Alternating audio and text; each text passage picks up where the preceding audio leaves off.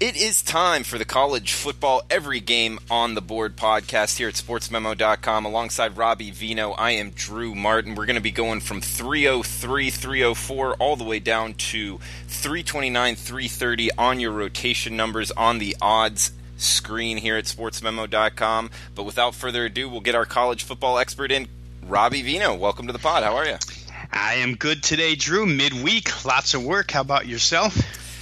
Good. We're kind of recording it a little late today. Trying to get as much college football research in as possible. I know you were getting after it, and we're starting off at the top here with a good one in the Sun Belt. We got 303 Georgia State traveling to Jonesboro to take on Arkansas State. Looks like Arkansas State, off that big loss, is still laying 14.5 points here, so you're going to have to lay 2 touchdowns here with Arkansas State versus Georgia State, 57.5 the total, Robbie. How do you view this one? You looking to bet this Sun Belt matchup Thursday night? You know, it's an interesting game from a fundamental standpoint, Drew, because Arkansas State's rushing yards allowed number is horrible on the season, 245 yards per game allowed. But again, like we always say on this podcast, you have to break these numbers down, and you just can't take overalls at what they're worth. You have to go ahead and see how this occurred. And for the Arkansas State side, 3 games have really cost them in that rushing yards allowed number. They allowed 333 to UNLV 3 weeks ago. Remember now that's when Armani Rogers was at quarterback for UNLV. Certainly a much better rushing team then than they are now with Max Gilliam at the helm. They come back against the triple option of Georgia Southern, and they allow 376 rushing yards. They allow 300. Oh, I got my numbers all screwed up here. 348 rushing yards in that game, and then 246 to App State. So just to go over those last 3 totals in a row, last 3 games, 310, 348, 246 rushing yards allowed by this Arkansas State defense. But I would venture to say, Drew, that UNLV, Georgia Southern, and Appalachian State, all far superior rushing teams to what Georgia State is. Georgia State far more dependent upon the pass. Dan Ellington and Penny Hart, really good combination in that passing game, but they don't run the ball especially well. And I think Arkansas State defensively might be able to reduce those numbers that we see that are so glaring against the run. The other side of the coin is how will they fare offensively. And you and I talked a little bit last week about how Justice Hansen, the quarterback of Arkansas State, does not look like the same player he looked like last year. Again, it may be due to competition a little bit, and this Georgia State defense just has not stopped anybody all season long. Their numbers defensively aren't really skewed. They are what they are, giving up 244 on the ground, 247 through the air, 491 overall. This could be a breakout offensive game for Arkansas State. We've seen a little bit of movement in that total. Open 53, bet up 3.5, 4 points now. So I think perhaps money thinks that Arkansas State is going to break out of their skid here, and we'll see if Georgia State can run it. I mean, if they can run it, Drew, then that's a real bad check mark against the Arkansas State rush defense. But I think that their overall number is more a product of the competition that thrives on the run game. Georgia State doesn't. We'll see if they can throw it a little bit. I would say, if you were going to play this game, I think the money's right in pushing this total up. And we see a little bit of movement on Arkansas State here, a preseason favorite in the Sun Belt, which certainly hasn't turned out to be as good as expected so far. No, they couldn't hang with App State at all. They got blown out. And I'll tell you, you brought up Justice Hansen, their quarterback. He used to be, either last year or the year before, was the Sun Belt Player of the Year, and this year, you're right, he's just not the same guy. I wonder if he's injured, not really sure what's going on, but he's just not the same player. So I'd like to see him kind of perform well against Sun Belt competition before looking to bet on him. Obviously, the market not having the same view that I am, pushing it from 13 up to 14.5 they're having to lay. So this will be an interesting one that definitely be watching, maybe be involved in from a total standpoint. But we got 305, 306, Stanford at Arizona State in the Pac-12. So we got a good kind of back-to-back games here on Thursday night, one in the Sun Belt and then one in the Pac-12, the nightcap here. Looks like Stanford, the Cardinal, laying 2.5 on the highway at Arizona State here. 57 the total, Robbie. How would you look to bet this one? Obviously the line reacts drastically to Bryce Love and his status health-wise. Drew, it's been that way for, I think this will be the third consecutive game for Stanford where Bryce Love's health has been in question. But let's just look real close at what they've done on the ground in their last 3 games. They've got 3 consecutive games now where they rushed for less than 75 yards. That's very un-Stanford-like. The Oregon game, which they stole from Oregon with a late rally, and then they win in overtime, but they rushed the ball 24 times for 71 yards, just 3 per carry. Come back the following week against Notre Dame, 24 rushes, 55 yards, 2.3 per carry. And, of course, last week completely stymied by Utah's defense, 28 carries, 42 rushing yards, 1.5 per. Those totals do not reflect sack yardage, which counts against your rushing numbers in college football, but they are indicative of how tough it's been for Stanford to run on their last 3 opponents. And those are very, very good opponents. Oregon, Notre Dame, and Utah. And certainly the status of Bryce Love has hurt them in some of those games, but they're having a tough time running it right now. Arizona State's not necessarily a rock against the run. There have been teams this year that have come in and run it right down their throat. The Michigan State game way back when, Michigan State you would have thought could have done it to them, but they didn't. It was the following week against San Diego State where they put up 311 rushing yards. How about Oregon State put up 261 against this ASU defense? And I think if you take a look real quick at the Arizona State defense, it's starting to collapse a little bit, Drew. 494 yards in their last game before the bye against Colorado, total yardage allowed, and 406 against Oregon State.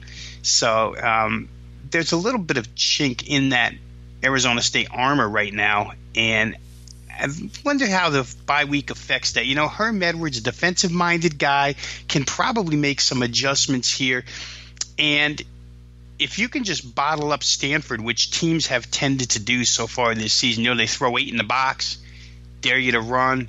They put it on Costello's arm and J.J. Arcega-Whiteside catching the football. That's the way Stanford's going to have to do it this week, I think. And an interesting number here as far as quarterback pressure is concerned, Stanford allowed 9 sacks in their last 2 games heading into this one.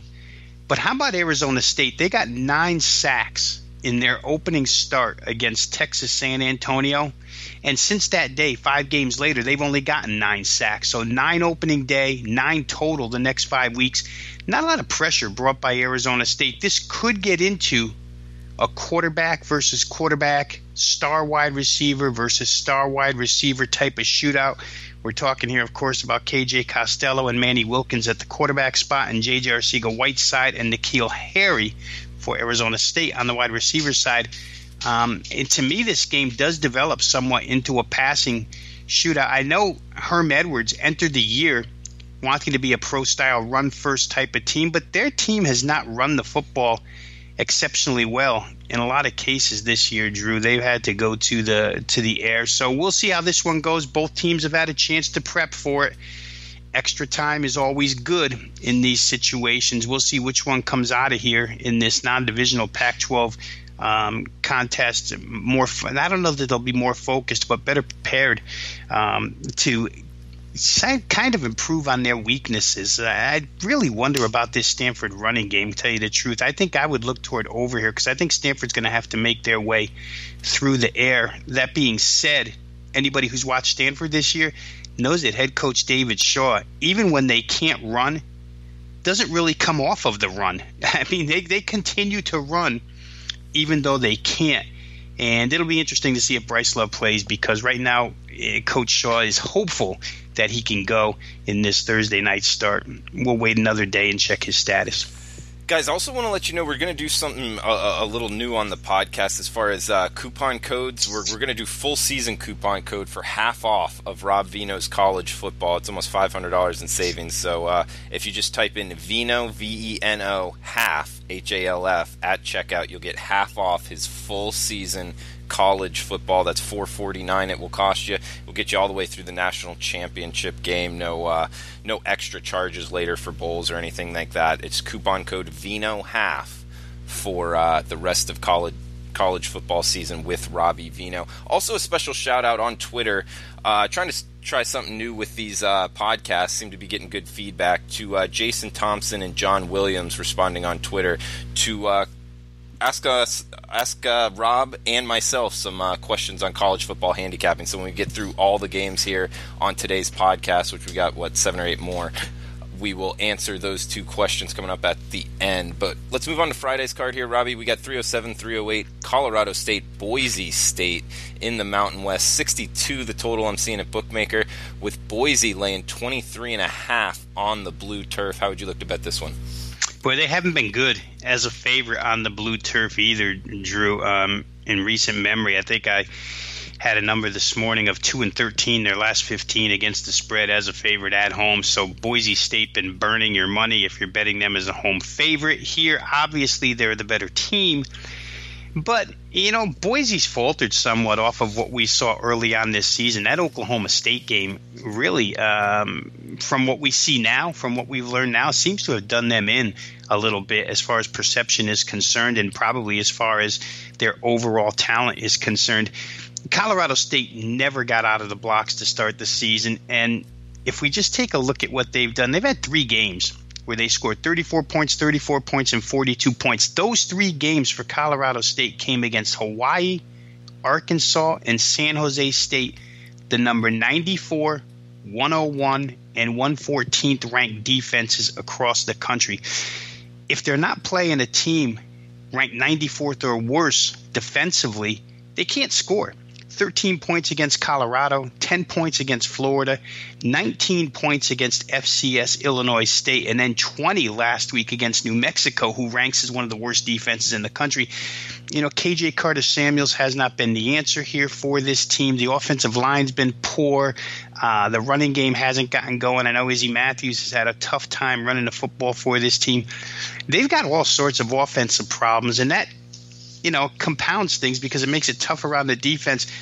You would think Brett Rippon and company could have a big day here offensively. I don't know why they can't, but they do somehow. Even last week we saw, again, they tend to stagnate during games.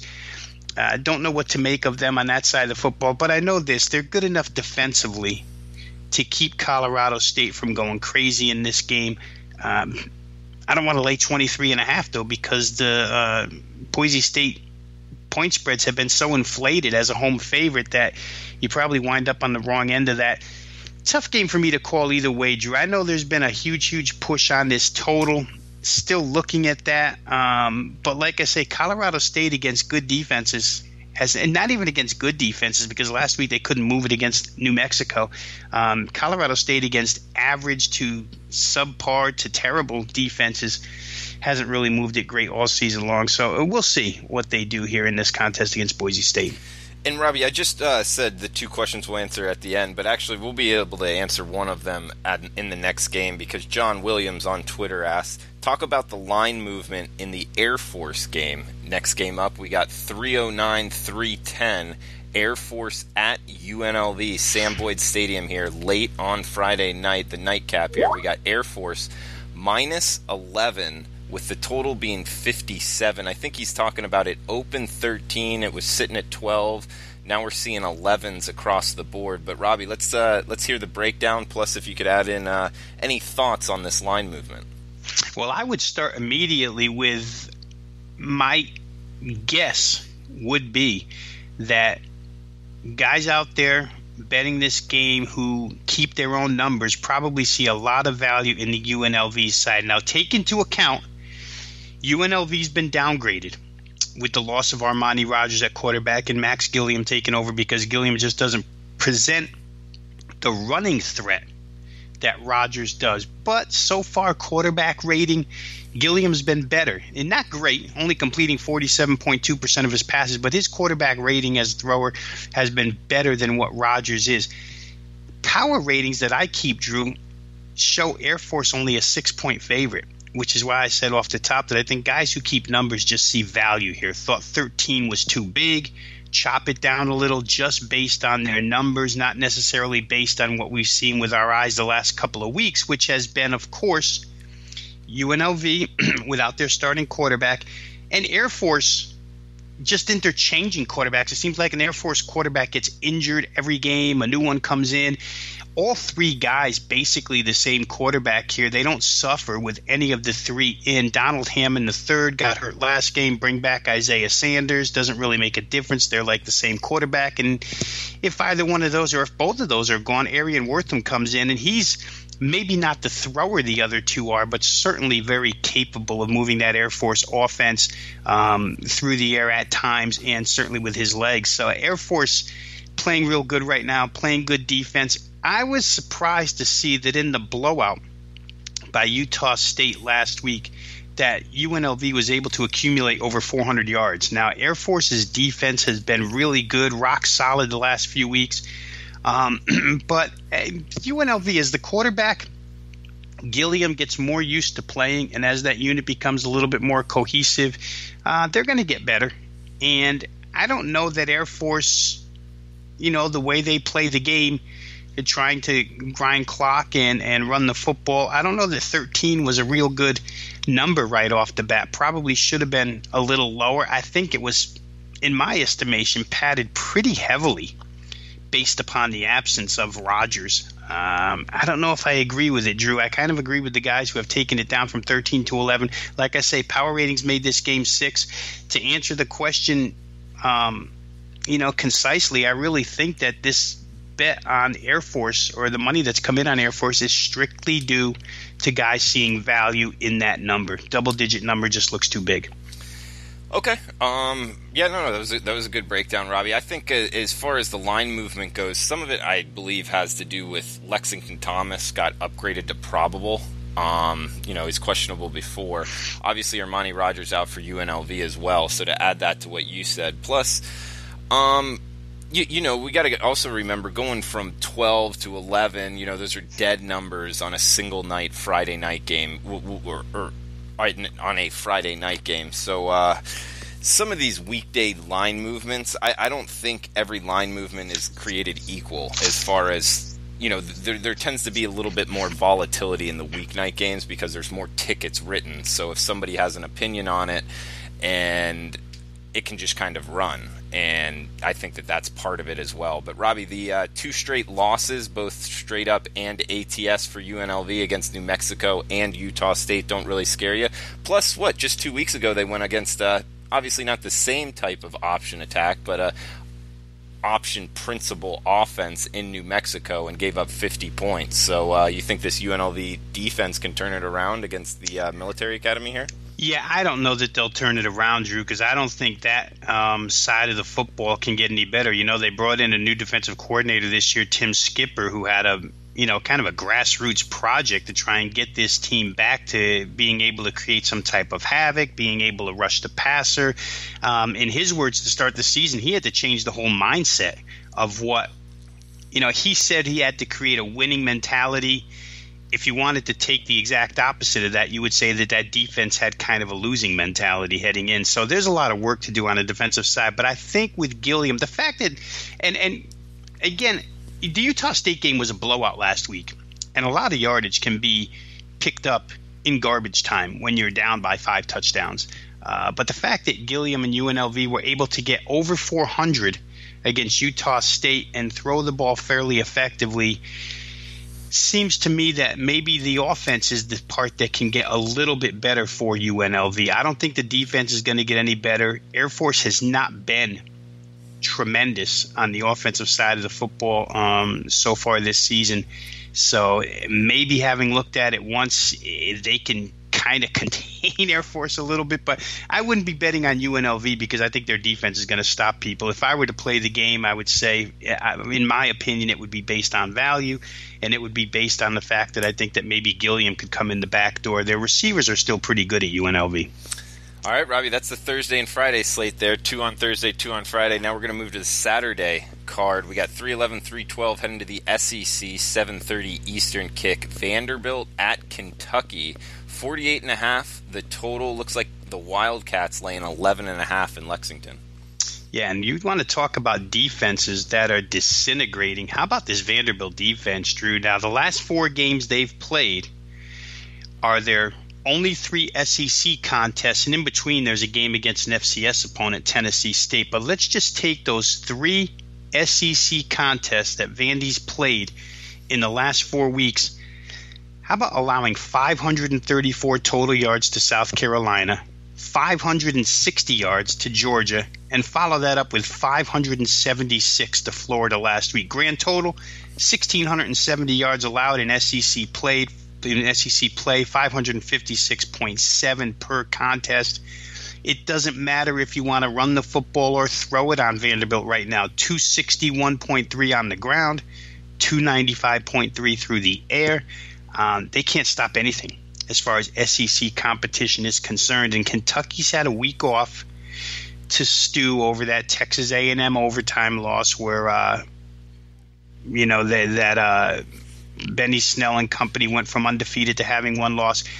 They're going to come out pretty fired up here. And that ground attack, I mentioned it to you on this podcast before. The one thing that I take away from watching Kentucky this year is the physicality on both sides of the football. What Mark Stoops and that coaching staff has developed there on the offensive side in the trenches, on the defensive side in the front 7, and even in the defensive backfield really looks different and matches up physically in SEC play and has so far this season. The defensive discrepancy between these 2 teams to me is like night and day. And I don't know that Vanderbilt's going to have any success stopping Kentucky from running the football, and therefore they probably won't be able to stop play action when Kentucky wants to go to it as well. You have to factor in the quarterback run game for Kentucky. This could be a ton of trouble for Vandy, which comes off a game last week, to make matters worse for them, where they had Florida by 18 points and collapsed in the second half and got blown out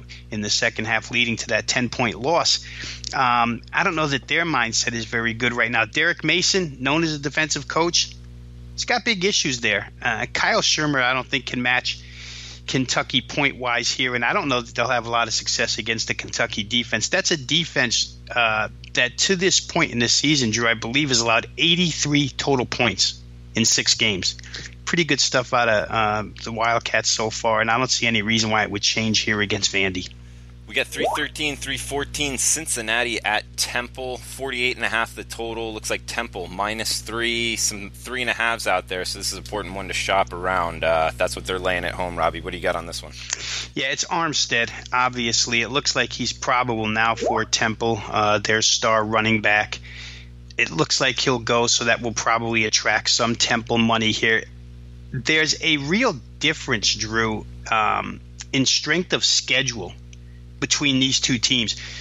Power ratings that I keep show Cincinnati's opposition power rating is on average 10 points less than what Temple has played so far this season. So while Cincinnati's been a point spread darling, and in fact I went to Twitter and posted a number earlier today, if you just blindly bet Cincinnati every week of the season to win the game, to win the first half, and to win the second half, you're 5-1, 5-1, and 6-0, 16-2 overall, 89% just cashing tickets left and right with Cincy. But a lot of it could be due to the lack of competition so far that they've played. They really haven't proven much. Temple, to me, will be the top opponent for them, especially in conference so far this season. Jeff Collins has turned it around at Temple. They've become a little bit more of a diverse offense. They can throw it downfield. When they do throw it, they attack vertically and they run it real well, especially if Armstead plays. If he doesn't play, I would take that statement back. They don't run it real well without him, but it looks like he's going to go here. So this is a big game, divisional matchup between these two because they both sit in the east side, and it's difficult to make a play right now for me on this game just based on the schedule strength of these two. Not so sure how real Cincinnati is. I've seen Temple put together some real good efforts thus far this season. I know you and I have talked about the fact that Luke Fickell has recruited the heck out of the last couple of years, and Cincinnati's got talent, and maybe better young talent than anybody else in the conference, and that may be what's shining through here. They're like plus 140 points or something crazy, points for and points against so far this year. So they've really done the job, but I'm worried about that strength of schedule. And let's see how they take on the road against a team that's better on average, a lot better on average than the opposition they faced so far this season. Robbie, what was that stat you said with betting Cincinnati? Yeah, if you just bet Cincinnati blind against the spread, now point spread wise, bet them for the game, bet them for the first half, bet them for the second half. You've gone 5-1 in games, 5-1 in first halves, and 6-0 in the second half. So 16-2 overall, 89% winners just mechanically going and playing Cincinnati every week, 3 different ways so far this season. On the money line. And if you bet them on the money line, I mean, they've covered the spread, so if you bet them on the money, you didn't even have to bet them on the money line because this is all point spread numbers. Okay, so that's, this is proprietary stats there, Robbie. I like it. Also, real quick, is the AAC East the most underrated division in college football, in your opinion?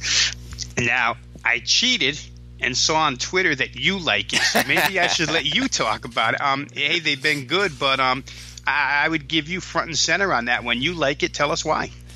They have 3 undefeated teams, Robbie, and they have UCF, the longest winning streak out of any program in the country. I just threw it out there. In my opinion, it's very underrated. I guess it's, when you say underrated, it's just an opinion, but I'm interested to see if you agree with me.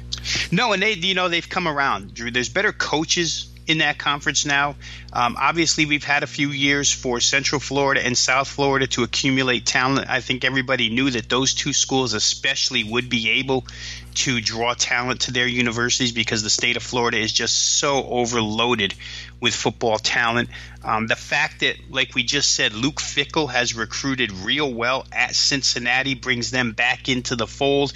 I think in time you'll see SMU get better. Houston right now, with Major Applewhite at the helm, and certainly with Kendall Briles running that air raid system, that attracts a lot of offensive talent. So, there's a lot of teams there with a lot of potential to get even better as we go along. And I think as time's gone by, I'd agree with you that this conference overall and that division in particular has gotten better. We'll see if guys like Randy Edsall, who's going from the ground up at UConn, can make strides as well in the coming years. If teams like that get better, then that East really is going to be quite the tussle for first place, because I don't see Central Florida or South Florida or Cincinnati, those 3 teams, I don't see them going anywhere but up over the course of the next few years. All right, guys, we're about halfway through on this podcast. We promise we'll go a little quicker. I think we're going to go over time if we don't. But we got 315, 316, UCF at ECU. Stay in the AAC here. We got the Knights laying 20.5, and East Carolina. We got 65.5 as the total here. Robbie, would you lay this big number with UCF? I think I'd have to. In my mind, Drew, after watching East Carolina maybe 3-4 times this season, they probably pick up the most meaningless yardage of any team in college football. And I know that's a very subjective statement. Just like you said before on the AAC East, it's an opinion, in my opinion, watching them. Because you look at their offensive totals and you say, wow, they're a pretty good offensive team. Then you watch them play and you see them move the football up and down. And you see them score no points. Plenty of their drives come up empty. And Central Florida here, off of that close shave with Memphis, it's a team that generally gets out of the chute real quick. Opening kickoff, boom, score on first drives, get ahead big early. I think they can do that against East Carolina here. So East Carolina playing catch-up football doesn't thrill me because, like I say, they do pass it around a little bit, but they just don't score points. And if you're going to play Central Florida, you have to score points. I don't know that 20.5 is that big of a number. UCF makes this number look small a lot of times and probably could make it look small here again. There's no real home field advantage to worry about at ECU either. And head coach Scotty Montgomery, from what we're reading now, really on the hot seat. This team's got some troubles, no doubt about it. Yeah, I mean, I think it's tough to make money betting against UCF just because when they got a team down, they're going to run up the score if they can. So, 21, it wouldn't worry me as much as, like, other games as far as, like, 7.5, whatever. Like, 20.5, 21 doesn't worry me as much with UCF. But, however, having said that, it's a tough spot for UCF. You know, they just came off of that tough-fought game against Memphis, having to come back. There was weather issues, so they're going back on the road now, so back-to-back conference road games. This is a tough one. I'm probably not going to be involved, but this next one is interesting. We got UNC at Syracuse, 66.5 the total, with Syracuse laying 8.5 at home. I would say this, Robbie. North Carolina is coming on of late, and they outgained Virginia Tech, even though they lost the game. I think UNC might be a bet on. What do you think? Well, I'll tell you what, they really – I thought I was being proactive last week with them, Drew, and they really disappointed me in the end because they left so many points on the field. I had that game over as the 5% or 20-star play last week, over 57 points. And to tell you the truth, North Carolina – without exaggerating, probably left 17 on the field for those who watched the game. I mean, again, Nathan Elliott, it's kind of irritating to watch this guy miss open receivers, then come back and throw a laser, and then miss touchdown passes and fumble, running backs fumbling in the end zone, all kinds of things that went wrong in those 522 total yards for UNC last week. Like I say, I thought I was being proactive. I thought coming out of the bye, the offense would perform well against what's a tattered Virginia Tech secondary. And for the most part, they did move it up and down the field. But that, game landed 41 because UNC only had 19 out of the potential, Drew, could have been in the 40s for folks who watched that game. So if they can play spotless football, and when they have, Larry Fedora draws up some great plays with guys running wide open, and they just don't connect. Those plays start connecting, and they're going to start being the scoring team that we know UNC to be during Fedora's tenure. Against Syracuse, I know Syracuse's secondary is in a lot better shape than Virginia Tech's is, so maybe the passing yardage doesn't come as easy. When Fortin got hurt, the starting quarterback for North Carolina last week, and had to bring Elliott in, that was kind of a downer because Fortin was really moving the team a lot better. His status up in the air this week. We'll see how that goes. I like what you said because I'm in the same boat with you. I think North Carolina is a team that could come on the second half, but it's a play that it's a team, that is just this shy of full execution on offense and scoring a lot more points than what they've been putting on the board. Yeah, so Robbie, because I was interested in that Fortin thing. You watched the game. Yeah. How is his injury? At the time, when he went out, you could tell he wasn't coming back for the rest of the game. Now, reports that I read this week have a questionable tag next to his name. I didn't think it was going to be. I thought it would have been more towards the doubtful side, but now I see questionable. So I'm just trying to read up on it as each day goes by, and we'll see. It looks like there's a possibility he could go, Drew. It was a lower ankle leg injury, and kind of going out of bounds, too, on that play where he got hurt. So we'll see. He was running the football as well as throwing the football last week, and they didn't expect him to be that much of a runner, but he was, and he's an improvement, believe me, at quarterback for this team over Nathan Elliott. There's no doubt about that. Yeah, I agree with you. We got 319, 320 in the Big Ten. Maryland at Iowa, 47.5 the total. Looks like Iowa. Big line movement here. They're bet down to as low as 8.5. You got any interest in betting Maryland, Iowa here, Robbie? I don't know, because I'm of the opinion, and we went through this a couple of weeks ago, right? Maryland played Michigan, and in the analysis I was saying to you that watching Maryland, I know one thing: if they can't run the football, they can't beat you because their passing game is non-existent. And in that Michigan game, even though they got to 21 points, and I think 14 of them were late, but Michigan got over 40. I believe they covered that number that day, and Michigan's defense against the run was the main reason why. Iowa's defense against the run is extremely good as well, and Nate Stanley right now is throwing the football as well as anybody. All of a sudden, Iowa has become a team, Drew, that you could almost depend on to go ahead and play over with because they're scoring points that they hadn't really scored before. And Stanley's the reason. The passing game has obviously clicked for this team. They put up 42 more last week against Indiana. Maryland's a talented football team, but I just don't like them when they're facing a real good run defense. And when you look at Iowa's numbers on the season, they're allowing 81.5 yards per game on the ground. I don't know that Maryland cracks that number against this team, and I just don't like to be holding a ticket with them depending upon their passing game to get me points or to get me offensive production. Not sure that I agree with the line move, but I guess somebody out there sees something that I don't, because right now I wouldn't be going against the Iowa Hawkeyes. They seem to have both sides of the ball clicking on all cylinders, and their special teams have even been pretty good as well. Robbie, let's go to the ACC here. Two really smart schools. Virginia at Duke. We got 45 the total. Looks like Duke laying 7.5 or 7. Good one to shop around. Make sure you're getting the best of the number with this one, because you can get 7.5 or 7. Virginia off of their biggest win since what? The 2010-2011 season, Robbie? You think that they can follow it up here against a well-coached Duke team?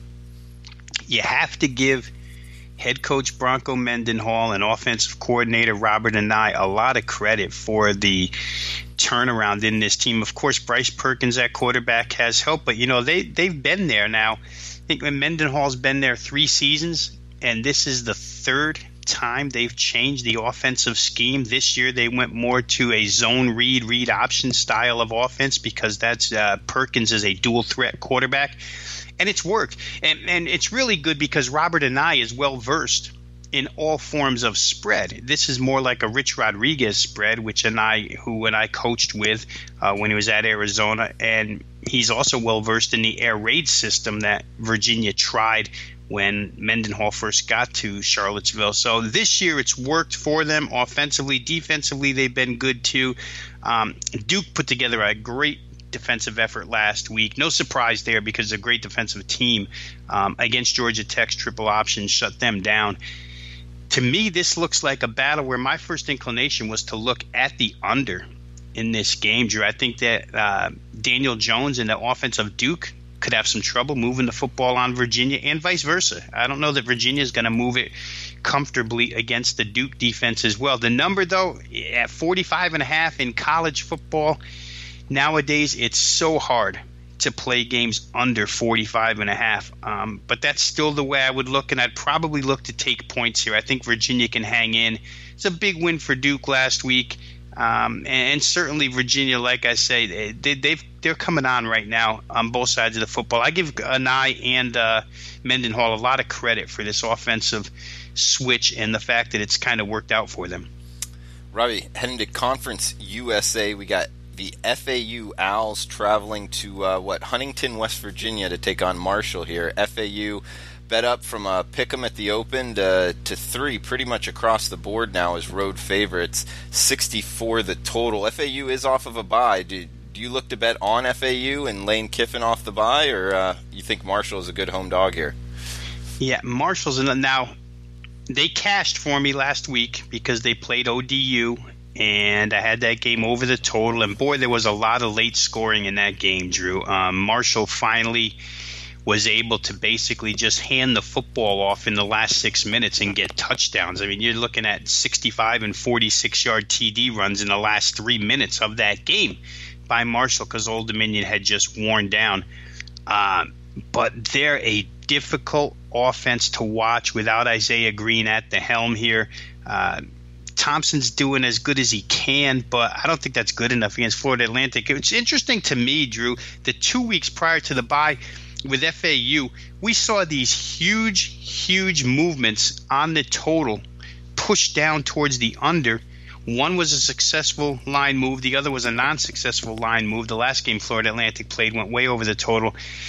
The quarterback play has been a little bit suspect for FAU this season, and I think that's the reason why some of their offensive production had been down, but they looked real good in their last contest. And I don't know that Marshall, as good of a Conference USA defense as they are, I don't know that they're capable of holding Florida Atlantic. Like you say, Florida Atlantic had the bye. to get a few more things together. Devin Singletary seeing some things open up a little bit right now. Teams focus on him, but FAU, if they can throw the football and loosen stuff up for him, they're a really good football team. I'm still interested in the status of Isaiah Green here, the quarterback for Marshall, because if he's able to come back, things could get a little bit better for them. Don't really want Thompson. Tough game for me to play the Marshall side because I don't like them as far as an offense is concerned. And I'd probably be a little bit interested in the total here. There's some scattered rain, and folks listening here, just check all the eastern cities, check the Midwestern cities, because there's chance of rain in a lot of these places. Marshall could be one of them. I don't know that it'll affect the game, but I might look towards FAU over because I think that offense is going to start to roll the way it did last year. We got 325, 326, and 9 a.m. Pacific kick. Northwestern at Rutgers. Looks like Northwestern laying 20 on the highway, 48.5 the total.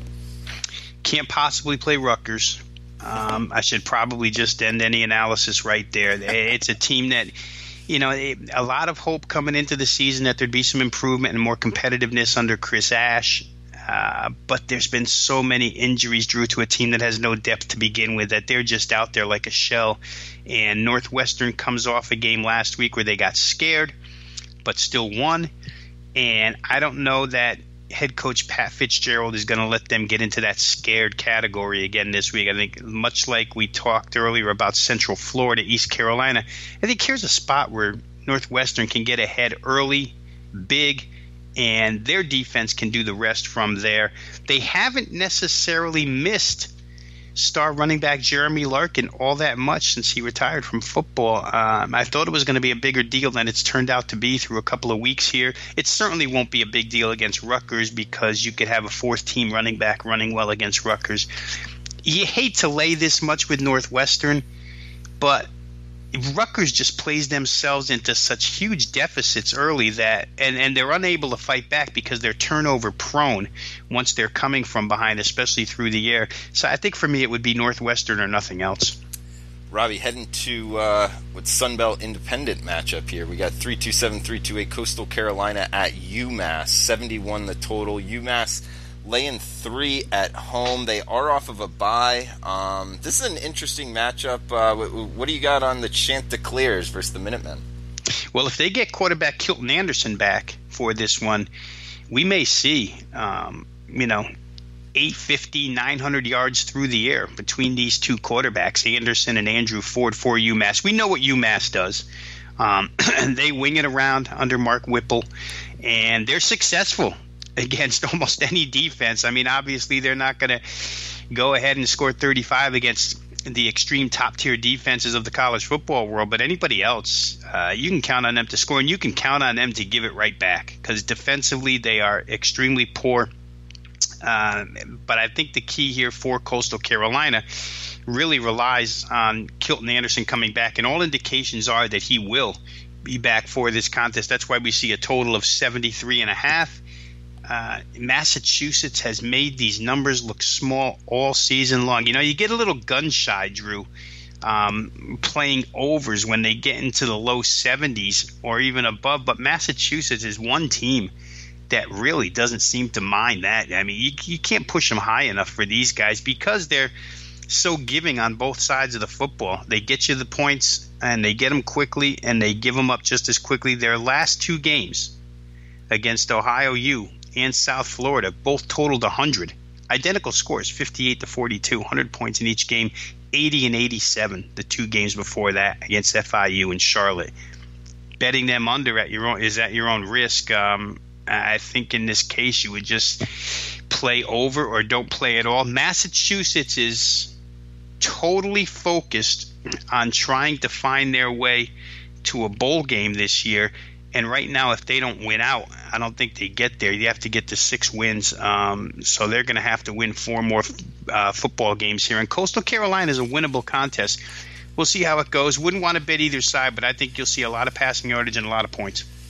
Guys, we got one more game left. Remember Robbie Veno's coupon code for half off the rest of his full season college football is Veno, his last name, VENOHALF. That's Veno half for half off his full season college football. On his top plays in the new system here at Sportsmemo is 4% and 5%. That is the old 15-star and 20-star. We're changing it to percent here.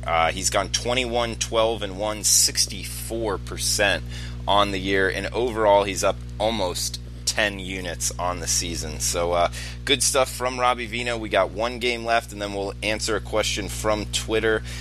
And feel free, guys, for throughout any podcast, whenever we're tweeting from the Sports Memo account, feel free to reply with any questions you have for any of the handicappers or myself going forward. We got 329-330 to end it today, Robbie. Then we'll be back tomorrow to start it up with Michigan State, and finish out the card. But we got Miami of Ohio traveling to play Army. 48 the total, with Army laying 7 in the hook at home. I think you've got to respect what Miami what Chuck Martin's team has been able to do offensively the last 4 weeks. How about Miami of Ohio behind the arm of Gus Ragland, putting up 38, 39, 41, and 31 points after really not doing much to start the season. So the offense is clicking. They can move it through the air. They've actually become pretty balanced. The run game's gone well for them too. But the bigger problem here, Drew, is can they stop this option offense of Army? Army, this year, what makes them different from the past couple of years where they've shown improvement is the fact that their defense has been really good. I mean, let's not forget that this team went to Norman, Oklahoma, and held Oklahoma to 28 points with overtime. That's the most they've given up all season long. They faced Liberty's passing offense, gave up 14. They faced Hawaii's run and shoot, gave up 21. Oklahoma, as I just mentioned, only gave up 28. They played Buffalo and Tyree Jackson and company, another prolific passing offense, and only gave up 13 points. I just don't know how Gus Ragland is any better with his offensive weaponry than those 4 teams I just rattled off. And for Miami, of course, I think I read a quick note somewhere that they haven't played an option team since 2011. This is a difficult task for Miami of Ohio. Give them credit for what they've done on the offensive side of the football as of late. But I think Army right now, they're so disciplined and so focused, and they're so much better on the defensive side, especially against the pass. I don't think Miami is the right side here. I would play Army or not at all. Okay, good stuff, Robbie. And let's answer this question from Jason Thompson. Shout out to him, as well as John Williams, who we talked about Air Force earlier. But Jason asks, Utah's offensive resurrection, and should we anticipate it continuing? Yeah, and first let me just say, Jason, one of my favorite guys, been dealing with me for the past few years now. Kind of a totals guy like myself. So thanks for the question, Jason. And I would say the answer in simple form to that is probably yes. The quarterback play out of Huntley to start the season was a disaster, and it looked nothing like the quarterback play of last year that this kid provided the Utah Utes. But the last couple of weeks, it's all come back together. I think Britton Covey, one of the most underrated offensive weapons in the country right now, we see him added to that Utah offense and the spark that he brings. They can run it.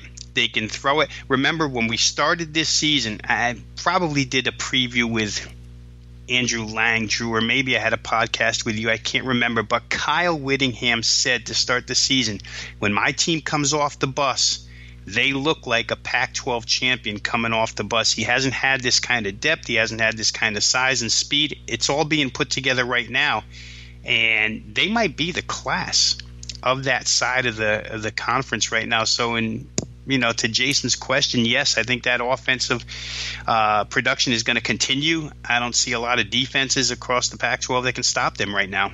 Yeah, I agree with you, and it's going to come down. Well, likely will come down to this game against USC this weekend. But yeah, they have had a resurrection, no doubt. I mean, he struggled early on, though. I lost some money betting on Utah. Yeah. Early, even though their defense was solid, they just couldn't move the ball for whatever reason.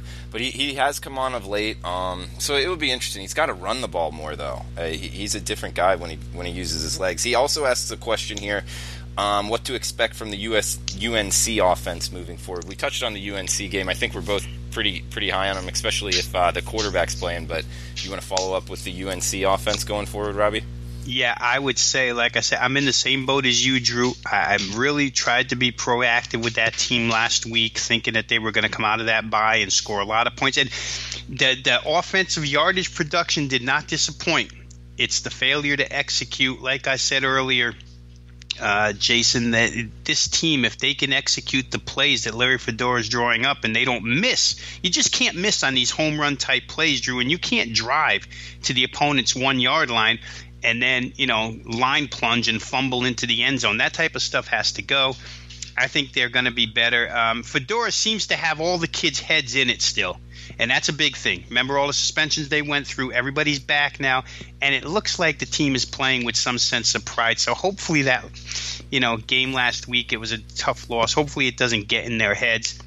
I think they could be better. I'm just a little gun-shy after what I saw last week.